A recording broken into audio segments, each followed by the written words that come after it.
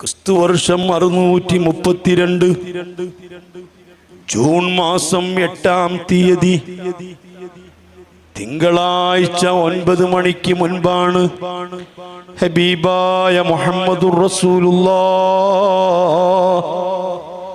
ഈ ലോകത്തോട് വിട പറഞ്ഞത്, അവിടുന്ന് വഫാത്തായത്.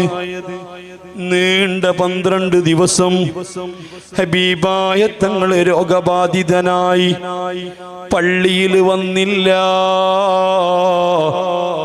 നിസ്കാരത്തിന് നേതൃത്വം കൊടുത്തില്ല. അബൂബക്കർ സിദ്ദീഖ് തങ്ങളാ മസ്ജിദുൻ നബവിയിൽ ഇമാമത്ത് നിന്നത്. ഹബീബായ തങ്ങൾക്ക് സഫർ മാസത്തിലെ ഒടുവിലത്തെ ബുധനാഴ്ച തുടങ്ങിയ രോഗമാ. ഓരോ ദിവസം കഴിയുന്തോറും രോഗം മൂർച്ഛിച്ചു വന്നതാ. അങ്ങനെ റബീഉൽ അവ്വൽ 11-ന് ഞായറാഴ്ച രാവിലെ ഒരു 10 മണി സമയത്ത് ഹബീബായ തങ്ങൾ സ്വഹാബാക്കളെ വിളിച്ചു പറയുന്നു, സ്വഹാബാ,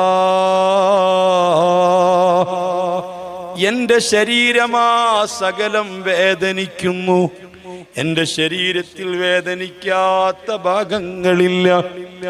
അന്ന് ഖൈബറിൽ ഒരു ജൂതയായ പെണ്ണ് ആട്ടിന്റെ മാംസത്തിൽ വിഷം കലർത്തി